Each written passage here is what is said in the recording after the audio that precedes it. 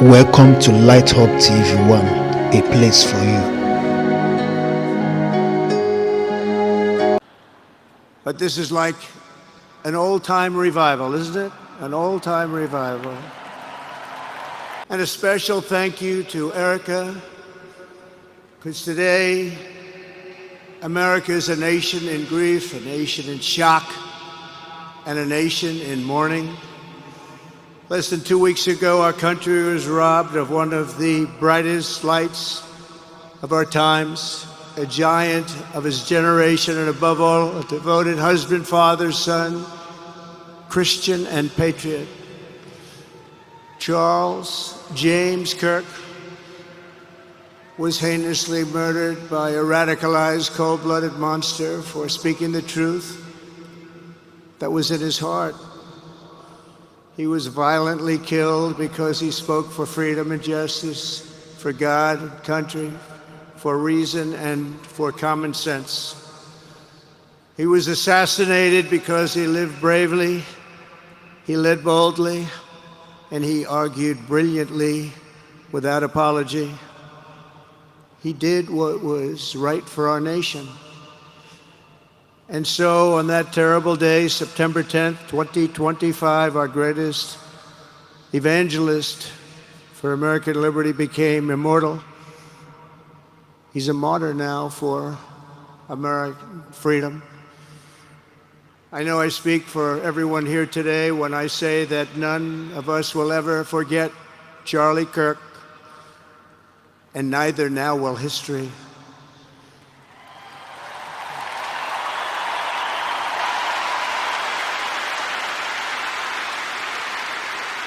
Because while Charlie has been reunited with his Creator in heaven, his voice on earth will echo through the generations, and his name will live forever in the eternal chronicle of America's greatest patriots. He will live forever. To Charlie's incredible and beautiful widow, Erica, we know the weight of this monumental loss is almost unbearable. But even in the midst of heartache and pain too great to even fathom, you have somehow found the strength and deep faith to be a comfort to millions and millions of people. And thank you very much, Erica. Thank you very much.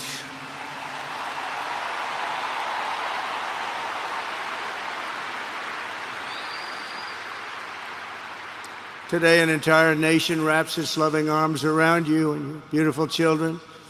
We share in your immense and overwhelming sorrow, and we vow that we will do everything we can to ensure that your children grow up in a land where their father is honored and revered as a great American hero. That's what he is.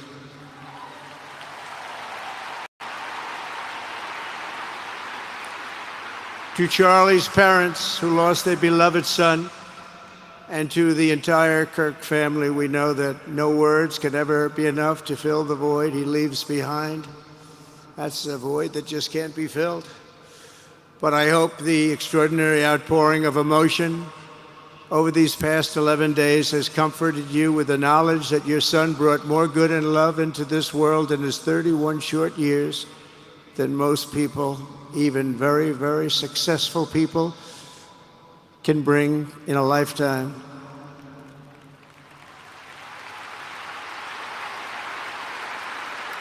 Charlie Kirk loved America with everything he had, and as we can see so clearly today, America loved Charlie Kirk.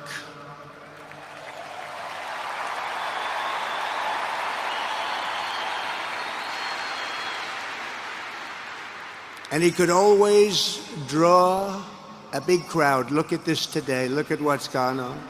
This is a big crowd.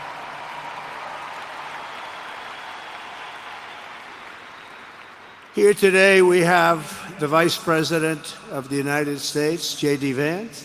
We have the Speaker of the U.S. House of Representatives, Mike Johnson.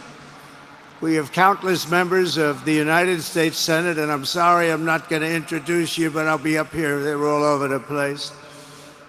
And likewise, the House of Representatives, they're all over this big stadium This is not an arena, this is a stadium. Our great cabinet and this stadium packed with rafters of people, not to mention the one across the street that also has tens of thousands of people, and they're watching us on screen right now.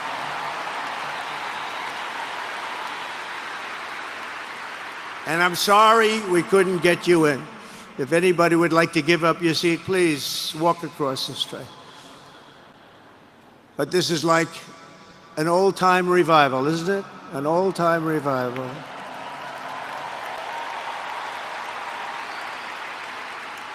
For millions of Americans, especially young people, it is agonizing and unthinkable to say goodbye to a patriot whose heart still had so much to give. It's so much. Raised in the suburbs of Chicago, Charlie was filled with a patriotic spirit from his youth, and he was an all-American in everything he did. And one of the last things he said to me is, "Please, sir, save Chicago." We're going to do that. We're going to save Chicago from horrible crime.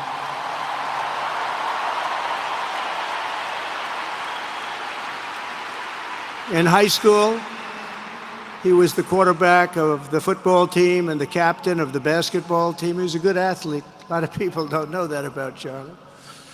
He was an Eagle Scout who spent his school lunch breaks listening to another champion for liberty, somebody that he greatly admired, Rush Limbaugh.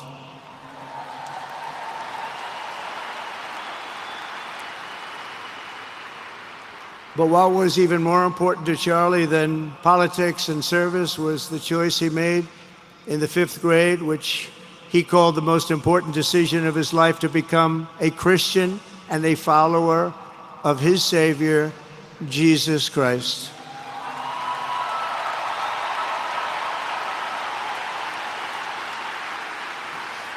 Inspired by faith and his love of freedom, Charlie did something remarkable when he was just 18 years old.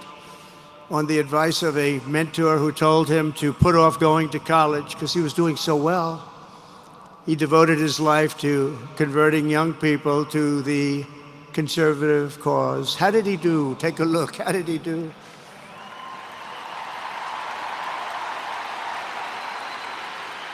In 2012, 2 days after graduating high school, and with just $1,800 in his pocket, the young man from Illinois, who no one had ever heard of, started an organization whose grand ambitions were captured in its name, Turning Point USA. Great name.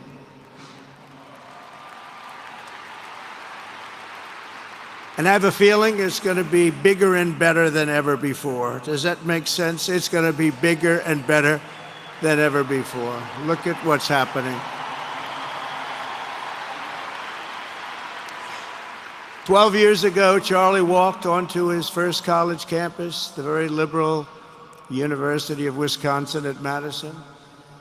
He set up a card table and put up a sign with 3 words: "Big government sucks." Could you believe that? That's Charlie.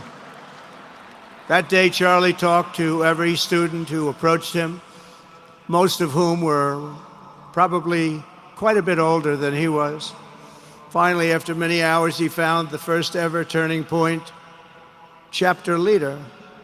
His first year out of high school, Charlie traveled 300 days raising money and taking his message to campuses all over the country.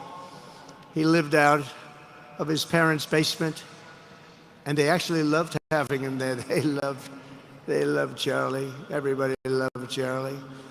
And on the couches of friends and supporters, he lived off couches for 2 years, 3 years, then life started getting a little bit different, but he was always the same. For 5 years, he refused to take a paycheck, but day after day, he worked from 5 a.m. in the morning till 11 p.m. in the evening, always. His staff remembers that he wore Walmart jeans and T-shirts from the Goodwill store. Remember the Goodwill store? It wasn't easy, but Charlie wasn't in it for money at all, never has been. Money was never his thing. He was always in it for the mission. As he liked to say even back then, we have a country to save. Just what he did. He'd call me all the time, sir, we have a country to save. I said, Charlie, thanks very much for telling me that. I appreciate it. Charlie volunteered for my 2016 campaign and traveled the nation with my son, Don and Eric.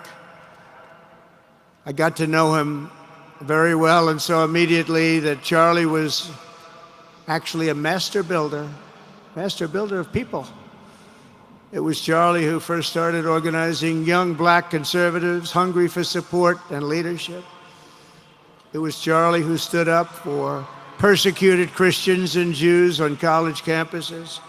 It was Charlie who helped bring online censorship, free speech, and cancel culture to the fore of our political debate. He was right up there with me. It was Charlie who helped unite MAGA, and you know what MAHA is? That's right, Make America Healthy Again.